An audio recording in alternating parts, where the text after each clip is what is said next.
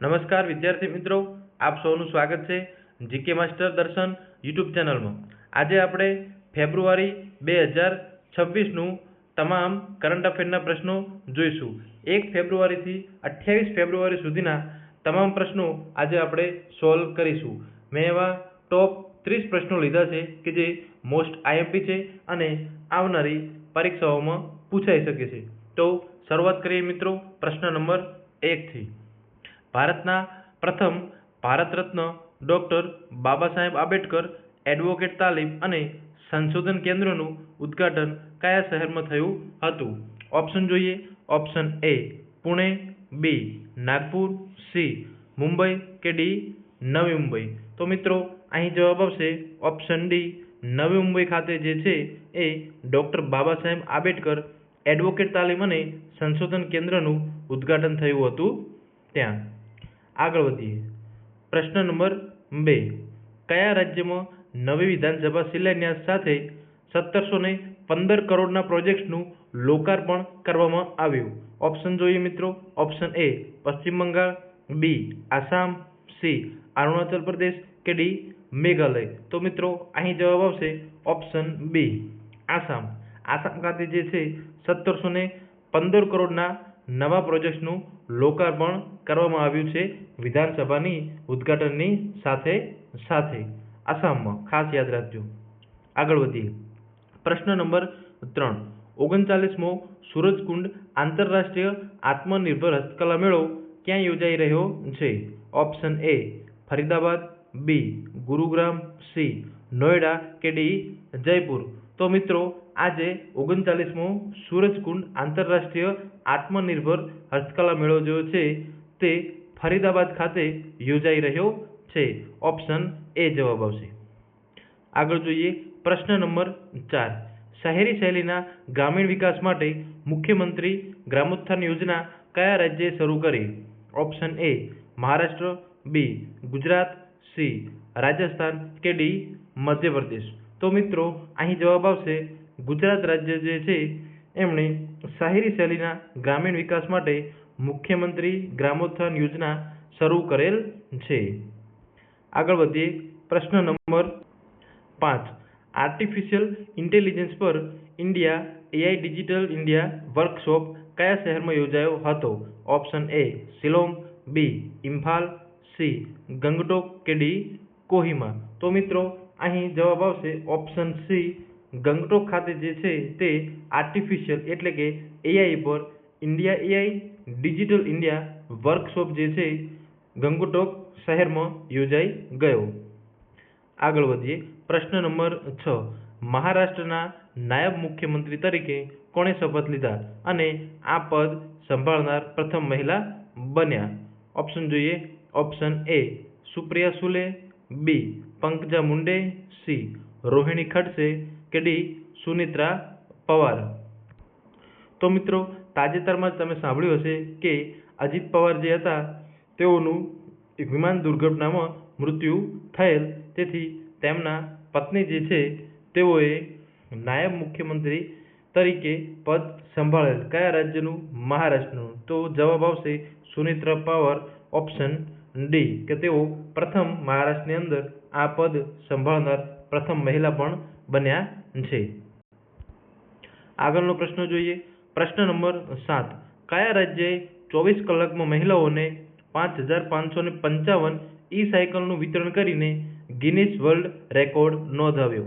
Option A Andhra Pradesh, B Telangana, C Karnataka કે D Tamil Nadu. તો મિત્રો અહીં જવાબ આવશે ઓપ્શન એ આંધ્રપ્રદેશ રાજ્યએ 24 કલાકની અંદર 5555 ઈ સાયકલનું વિતરણ કરી અને ગિનિસ વર્લ્ડ રેકોર્ડ બનાવ્યો છે। આગળ વધીએ પ્રશ્ન નંબર 8। 28 થી 31 જાન્યુઆરી દરમિયાન એશિયાનો સૌથી મોટો નાગરિક ઉડ્ડયન કાર્યક્રમ વિક્સ ઇન્ડિયા 2026 કયા શહેરમાં યોજાયો હતો? ઓપ્શન એ નવી દિલ્હી, બી મુંબઈ, સી હૈદરાબાદ કે ડી બેંગલુરુ। તો મિત્રો અહીં જવાબ આવશે ઓપ્શન સી હૈદરાબાદ।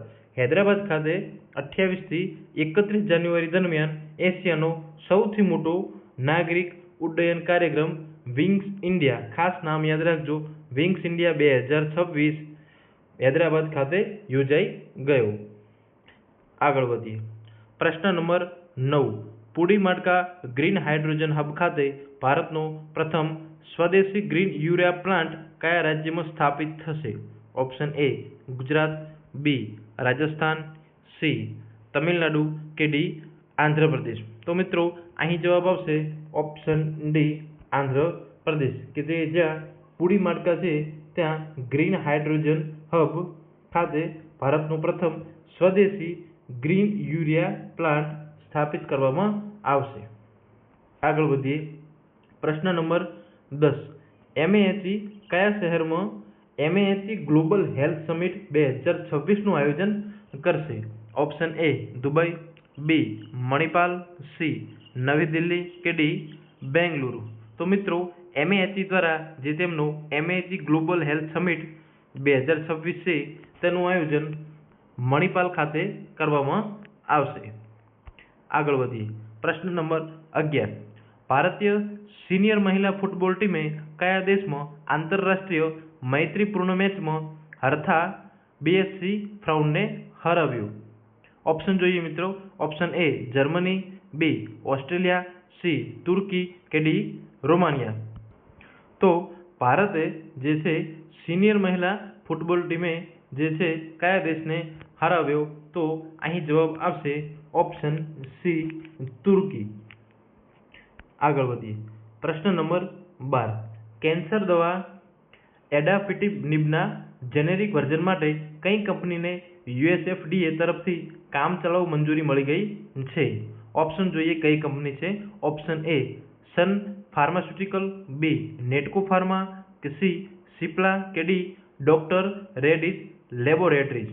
તો મિત્રો અહીં જવાબ આવશે ઓપ્શન બી નેટકો ફાર્મા નામની જે કંપની છે તેને કેન્સરની એક દવા છે જેનું નામ છે એડ્રાફિટિનિબના જેનેરિક વર્ઝન, એના માટે કામચલાઉ જે છે USFDA તરફથી મંજૂરી મળી ગયેલ છે. ખાસ નામ યાદ રાખજો નેટકો ફાર્મા. આગળ વધીએ. પ્રશ્ન નંબર 13. કેન્સર નિવારણ અને જાગૃતિ લાવવા માટે વિશ્વ કેન્સર દિવસ તરીકે કઈ તારીખે ઉજવવામાં આવે છે? ઓપ્શન જોઈએ 30 જાન્યુઆરી, 8 માર્ચ, 4 ફેબ્રુઆરી કે 7 એપ્રિલ. તો મિત્રો 4 ફેબ્રુઆરીના દિવસે જે છે વિશ્વ કેન્સર દિવસ ઉજવવામાં આવે છે તેના નિવારણ અને જાગૃતિ હેતુથી. આગળ વધીએ. પ્રશ્ન નંબર 14. 2026માં એમ સંવાદ ઇન્ક્યુબેટર કોન્ક્લેવ ક્યાં યોજાયો હતો? ઓપ્શન એ નવી દિલ્હી, બી મુંબઈ, સી બેંગલુરુ કે ડી હૈદરાબાદ. તો મિત્રો નવી દિલ્હી ખાતે તાજેતરમાં એમ સંવાદ ઇન્ક્યુબેટર કોન્ક્લેવ 2026ના વર્ષનો યોજાઈ ગયો. આગળ વધીએ. પ્રશ્ન નંબર 15. ખેતી કરાયેલા ઔષધીય છોડ માટે મૂળ પ્રમાણપત્રો ઓનલાઈન જારી કરવા માટે કઈ સત્તાએ ડિજિટલ પોર્ટલ શરૂ કર્યું? ઓપ્શન એ આયુષ મંત્રાલય, બી રાષ્ટ્રીય જૈવ વિવિધતા સત્તામંડળ, સી બાયોટેકનોલોજી વિભાગ કે ડી રાષ્ટ્રીય ઔષધીય વનસ્પતિ બોર્ડ. તો મિત્રો અહીં જવાબ આવશે ઓપ્શન બી રાષ્ટ્રીય જૈવ વિવિધતા સત્તામંડળ દ્વારા જે છે ઔષધીય છોડ છે તેના મૂળ પ્રમાણપત્રો ઓનલાઈન જારી કરવાની તે ડિજિટલ પોર્ટલ શરૂ કરવામાં આવ્યું છે રાષ્ટ્રીય જૈવ વિવિધતા સત્તામંડળ દ્વારા. આગળ વધીએ. પ્રશ્ન નંબર 16. કઈ સંસ્થાએ the future India digital conclave 2026નું આયોજન કર્યું હતું? Option A IIM Udaipur, B IIM Ahmedabad, C IIT Hyderabad અને D NIT Warangal.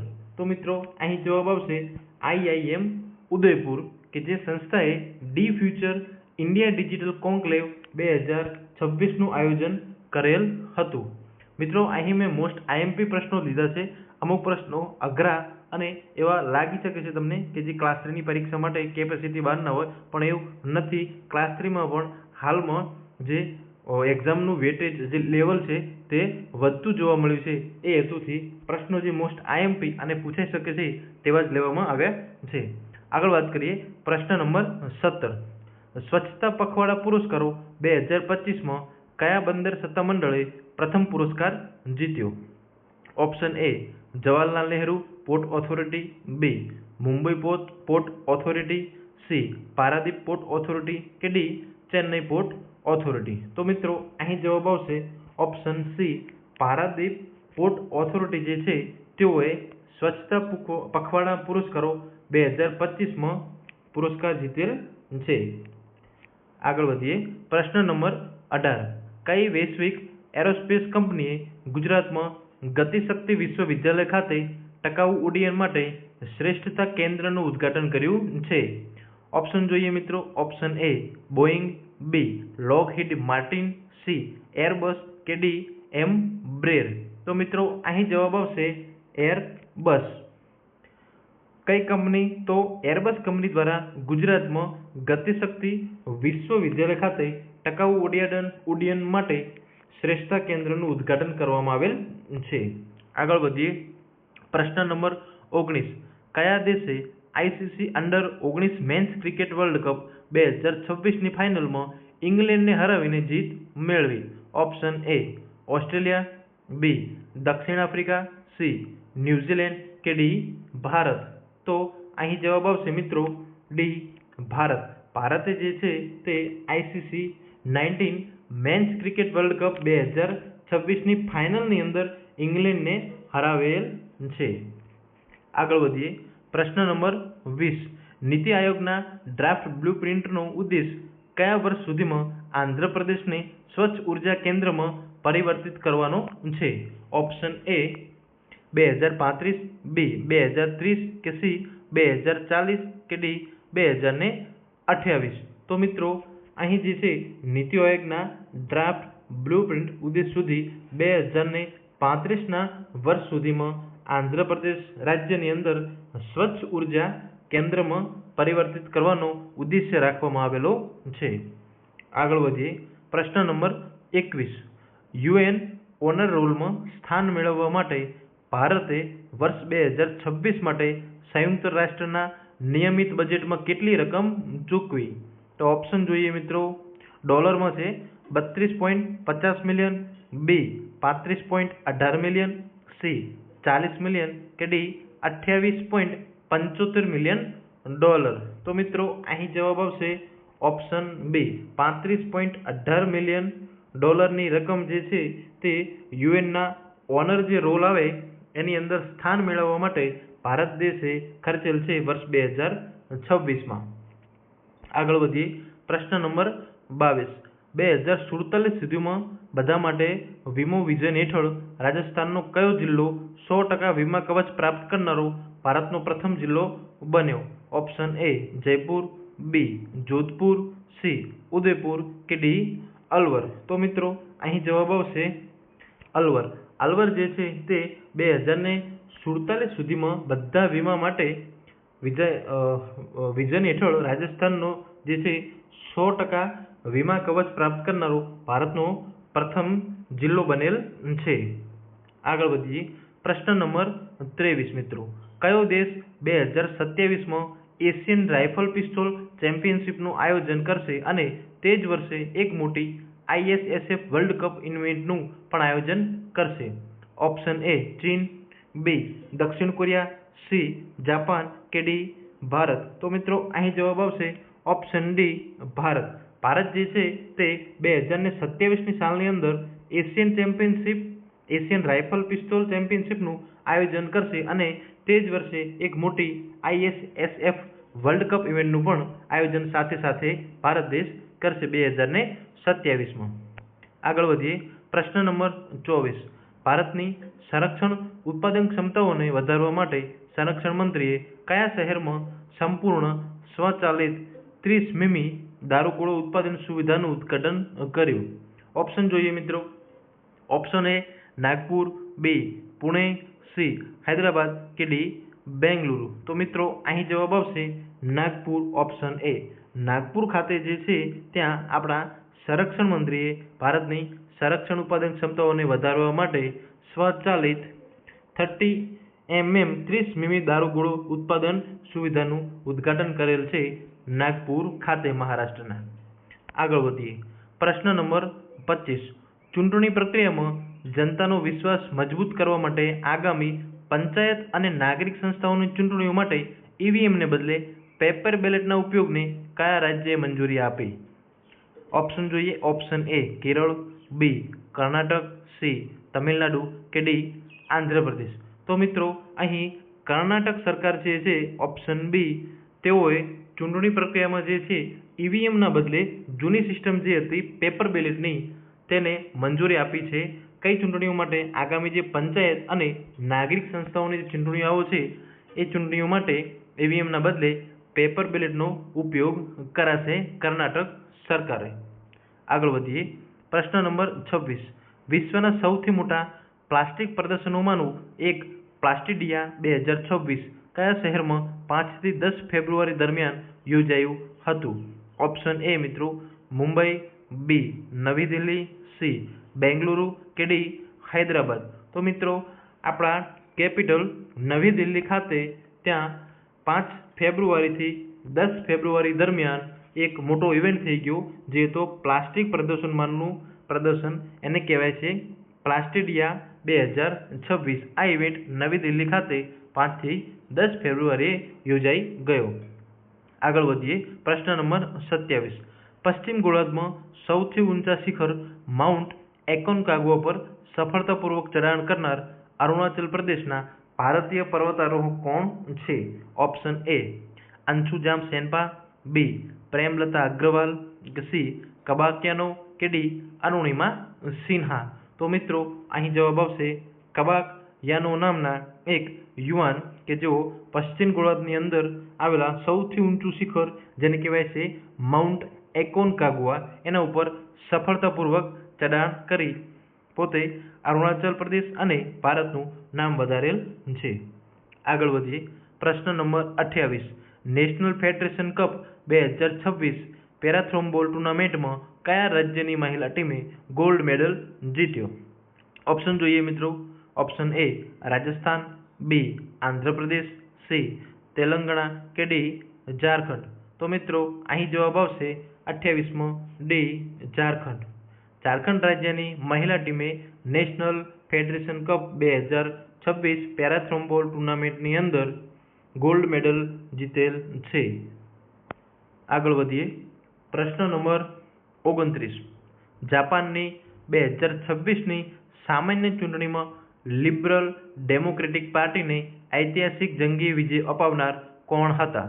Option A Fumio Kishida, B Yasuhiro Nakasone, C Shinzo Abe કે ડી સાને તકાઈચી. તો મિત્રો અહીં જવાબ આવશે ઓપ્શન ડી સાને તકાઈચી કે જેઓ જાપાનની 2026ની સામાન્ય ચૂંટણીમાં લિબરલ ડેમોક્રેટિક પાર્ટીને ઐતિહાસિક જીત અપાવી છે. કોણે? સાને તકાઈચી. નામ ખાસ યાદ રાખજો. આગળ વધીએ. આપણો છેલ્લો પ્રશ્ન. કેન્દ્રીય મંત્રી અશ્વિની વૈષ્ણવે કયા શહેરમાં જેટવર્કના મેગા ઇલેક્ટ્રોનિક્સ ઉત્પાદન પ્લાન્ટનું ઉદ્ઘાટન કર્યું? Option A Hyderabad, B Bengaluru, C Pune કે ડી ચેન્નઈ. તો મિત્રો આપણા બેંગલુરુ ખાતે જે છે ત્યાં અશ્વિની વૈષ્ણવે જેઓ છે તેઓને જેટવર્કના મેગા ઇલેક્ટ્રોનિક્સ ઉત્પાદન પ્લાન્ટનું ઉદ્ઘાટન કર્યું છે. તો મિત્રો અહીં આપણા 30 ટોપ પ્રશ્નો ફેબ્રુઆરીના 1 થી 28 ફેબ્રુઆરી સુધીના ટોપ કરંટ અફેરના પ્રશ્નો પૂર્ણ થાય છે. જો તમને વિડીયો પસંદ આવ્યો હોય તો ચેનલને સબસ્ક્રાઇબ અને વિડીયોને લાઇક કરવાનું મિત્રો ભૂલતા નહીં. આભાર.